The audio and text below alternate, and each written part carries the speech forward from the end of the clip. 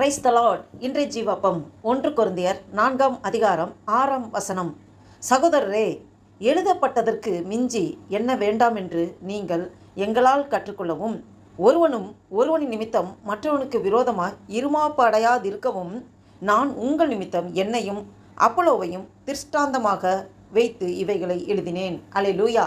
பாருங்க, அப்போஸ்தலனாகிய பவுல் கொரிந்தியருக்கு எழுதின நிருபத்தில் இப்படியாக நாம் பார்க்கிறோம். அப்போஸ்தலனாகிய பவுல் நமக்கு இதுக்கு முன்பு தியானித்தோம். ஒருவன் அப்போலோவை சேர்ந்தவன் என்றும் ஒருவன் பவுலை சேர்ந்தவன் என்றும் சொல்கிறாங்கன்னு சொல்லி. அப்போ மாமிசத்துக்குரியவைகளை சிந்திக்கிறதுனால தான் அவங்க இப்படி டிஃப்ரென்ஷியேட் பார்க்குறாங்க. அவங்க எல்லாம் யார்? தேவனுடைய ஊழியத்தை செய்கிற ஊழியக்காரர்கள், தேவனுடைய ஊழியத்தை செய்கிறவர்கள் தான். ஆனால் அந்த உங்களுக்குள்ளே ஒரு சில மக்கள் யாரை ஃபாலோ பண்ணுறாங்கன்னா பவுலை ஃபாலோ பண்ணுறாங்க. ஒரு சிலர் அப்போலோவை ஃபாலோ பண்ணுறாங்க. பவுலை சேர்ந்தவன், நான் அப்போலோவை சேர்ந்தவன். இந்த உலக பிரகான காரியங்களே, உலக பிரகான சிந்தைகளோடு நாம் எப்பொழுதும் இருக்கவே கூடாது. நாம் ஆவிக்குரியவர்களாக நாம் பிறந்திருக்கும் போது ஆவிக்குரிய சிந்தைகள் படி நாம் சிந்திக்க வேண்டும். அதற்காக தான் ஆண்டவர் நம்மளை அழைக்கிறார். அப்போ அந்த அழைப்பிலே நாம் நிலைத்திருக்க வேண்டும். நாம் மாமிசத்துக்குரியவர்கள் அல்ல. இந்த உலக பிரகாரமாக மற்றவர்கள் சிந்திக்கிற மாதிரி நாம் சிந்திக்கக்கூடாது. அதற்காக ஆண்டவர் நம்மளை அழைக்கவில்லை. நாம் விசேஷித்த பாத்திரம். தேவன் ஆவியானோர் நமக்குள்ளே வாசம் செய்கிறார். நாம் ஆவிக்குரிய சிந்தையோடு சிந்திக்க வேண்டும். அப்போலவும் ஊழியக்காரங்க தான், தேவனுடைய ஊழியத்தை செய்கிறவர்கள் தான். பவுலும் தேவனுடைய ஊழியத்தை செய்கிறவர்கள் தான். அப்போ அவங்களுக்குள்ளே வித்தியாசத்தை பார்க்கக்கூடாது. அவர்கள் தேவனுக்கு ஊழியம் செய்கிறதிலே உண்மையாய் அவர்கள் இருக்கிறார்கள். அவர்களுடைய ஊழியத்துடைய அவர் செயல்பாடுகள் வித்தியாசமாக இருக்கும். ஆனால் நாம் இயேசு கிறிஸ்து நமக்கு ரோல் மாடல். அவரை தான் நம் கண்கள் பார்க்க வேண்டும். சகோதரரை, எழுதப்பட்டதற்கு மிஞ்சி என்ன வேண்டாம் என்று நீங்கள் எங்களால் கற்றுக்கொள்ளவும் என்று சொல்லப்பட்டிருக்கிறது. அப்போ அவர் சொல்கிறாரு, எங்களை பார்த்து நீங்கள் என்ன கற்றுக்கொள்கிறீங்க? நாங்கள் எல்லாம் ஆண்ட ஊழியத்தை செய்யணும். கிறிஸ்து தான் நமக்கு எல்லாமே, அவரை தான். அப்போ ஒருவன் நிமித்தம் மற்றவனுக்கு விரோதமாய் இருமாப்படையாது இருக்கவும். இருமாப்படையக்கூடாது. ஒருவன் மற்றவனுக்கு விரோதமாய், ஒருவன் நிமித்தம் இன்னொருவனுக்கு விரோதமாய் இருமாப்படையக்கூடாது என்று சொல்லியிருக்கிறது. பாருங்கள், நாம் ஆவிக்குரிய சிந்தையோடு பார்க்கும்போது யாரை குறித்தும் யார் மேலேயும் பொறாமைப்படவோ, எரிச்சல் அடைவோ, கோவப்படவோ ஒன்றுமே நமக்கு அந்த சிந்தையே நமக்கு வராது. ஏன்னா ஒவ்வொருவரையும் ஆண்டவர் தேவ சாயலின்படி ரூபத்தின்படி உருவாக்கி வைத்திருக்கிறார். நாம் அந்த சிந்தையோடு இருக்கும்போது நாம் ஒருவனுக்கு விரோதமாக மற்றவனுக்கு விரோதமாக நாம் இருமாப்படைய மாட்டோம். அப்போ இருமாப்படையாமல் இருக்கணுங்கிறதுக்காக பவுல் என்ன சொல்கிறாரு? நான் உங்கள் நிமித்தம், நீங்கள் இருமாப்படையாமல் இருக்கணும், நான் உங்கள் நிமித்தம் என்னையும் அப்போலோவையும் திருஷ்டாந்தமாக வைத்து இவைகளை எழுதினேன் என்று சொல்கிறார். அப்போ பவுலே அப்போலோவை இந்த டிஃப்ரென்ஷியேட் பார்க்குறது இது மாதிரி தான். நீங்கள் ஒவ்வொருவரும் மனிதர்களை ஒவ்வொரு கண்ணோட்டத்தோடு பார்த்து வித்தியாசத்தை பார்க்குறீங்க. அப்படி பார்க்காதீங்க, அப்படி பார்க்க வேண்டாம் என்றுதான் பவுல் இதை திருஷ்டாந்தமாக எழுதுகிறார். இதை கேட்டுக்கொண்டிருக்கிற நண்பு தேவ பிள்ளைகளே, இந்த பூமியில் நாம் வாழக்கூடிய நாட்கள், நமக்குன்னு கொடுக்கப்பட்ட காலங்கள் வெகு சொற்பமான காலங்கள் மட்டுமே. அந்த சொற்பமான காலங்களில் நாம் யாரோடும் பகையோடு, விரோதமாக, வைராக்கியமாக, இருமாப்பாக இல்லாதபடி எல்லாரும் தேவ சாயலின்படி ரூபத்தின்படி தேவன் உருவாக்கி வைத்திருக்கிறார். ஒவ்வொருவருக்கும் தேவதூதர்கள் கொடுக்கப்பட்டிருக்கிறாங்க. ஒவ்வொருக்குள்ளும் ஆவியானவர் வாசம் செய்கிறார். நாம் ஏன் மற்றவர்களை பகைக்க வேண்டும்? ஏன் மற்றவர்கள் விரோதமாக எழும்ப வேண்டும்? அது அர்த்தமே இல்லாத காரியம். நம்மளுடைய கண்கள் எப்போதுமே இயேசு கிறிஸ்துவை நோக்கி பார்க்க வேண்டும். நமக்குன்னு கொடுக்கப்பட்ட அந்த வாழ்க்கை பயணத்திலே நமக்குன்னு நமக்கு ஒரு ஓட்டத்தை தொடங்கியிருக்கிறோம். ஒரு முடிவு ஒன்று இருக்கிறது. அந்த முடிவு சம்பூர்ணமாக இருக்க வேண்டும். தேவனுக்கு பிரியமானபடி இருக்க வேண்டும். பவுல் சொல்கிறபடி, நல்ல போராட்டத்தை போராடினேன், ஓட்டத்தை முடித்தேன், விசுவாசத்தை காத்துக்கொண்டேன், இது முதல் எனக்கு நீதியின் கிரீடம் வைக்கப்பட்டிருக்கிறது என்று சொன்னபடி நாம் உயர்ந்த கண்ணோட்டத்தோடு, நம்மளுடைய ஆவிக்குரிய சிந்தையின் கண்ணோட்டத்தோடு தான் நம்முடைய வாழ்க்கை பயணத்தில் ஓட வேண்டும்.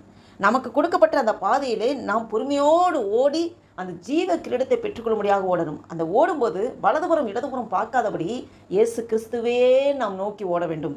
இதை கேட்டுக்கொண்டிருக்கிற அன்பு தேவ பிள்ளைகளே, நாம் இந்த சிந்தையாக தான் ஆண்டவர் நம்மளை அழைக்கிறார். சகோதரர், எழுதப்பட்டதற்கு மிஞ்சி என்ன வேண்டாம் என்று நீங்கள் எங்களாலே கற்றுக்கொள்ளவும், ஒருவன் நிமித்தம் மற்றவனுக்கு விரோதமாய் இருமாப்படையாதிருக்கவும். யாருக்கு விரோதமாக பொய் சாட்சி சொல்லவோ, இல்லை யாருக்கு விரோதமாக முறுமுறுக்கவோ, யாருக்கு விரோதமாக கோபப்படவோ, எரிச்சல் அடைவோ, அந்த மாமிசத்து கிரியைகள் ஒருபோதும் நம் மண்டையிலிருந்து வெளிப்படவே கூடாது. நமக்குள்ளே ஆவியானவர் வாசம் செய்கிறார். கிறிஸ்துவான நம்ம மகிமை நம்பிக்கையாக நமக்குள்ளே இருக்கிறார். மற்றவர்களையும் தேவ சாயத்தின்படி ரூபத்தின்படி தான் ஆண்டவர் உருவாக்கி வைத்திருக்கிறார்.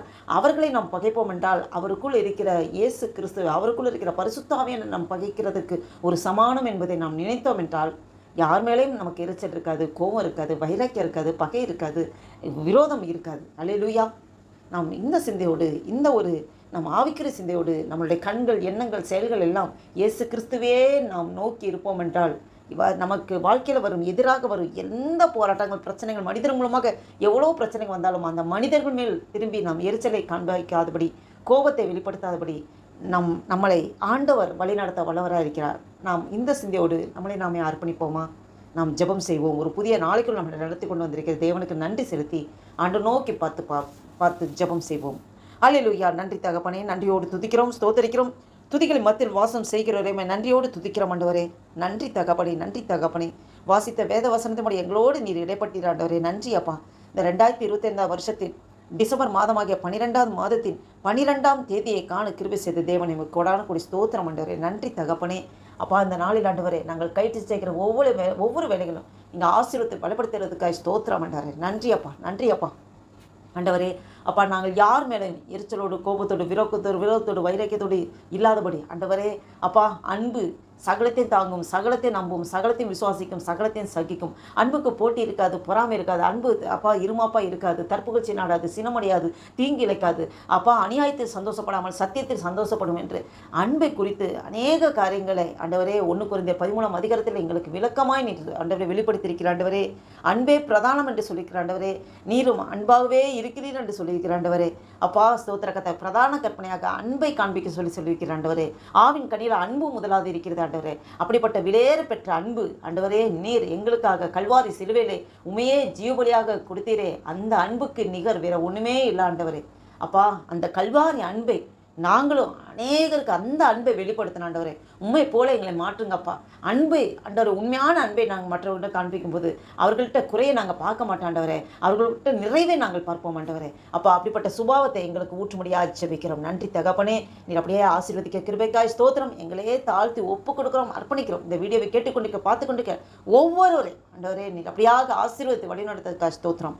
ஆண்டவரே, எங்களுக்கு நல்ல குடும்பத்தை கொடுத்திருக்கிறீர், உடம்பிருந்த சகோதரர்கள் கொடுத்திருக்கிறீர், சொந்த பந்தங்கள் உற்றார் உறவினர் தந்திருக்கிறீர், நல்ல வேலையை தந்திருக்கிறீர் ஆண்டவரே. வேலையில் சக ஊழியர்கள் எல்லாரும் அப்பா உங்களுடைய கருத்தில் ஒப்பு கொடுக்குறோம். எல்லாரும் நீங்கள் ஆசீர்வதிங்க அப்பா. ஆண்டவரே நன்றி தகப்பனே, நன்றி தகப்பனே.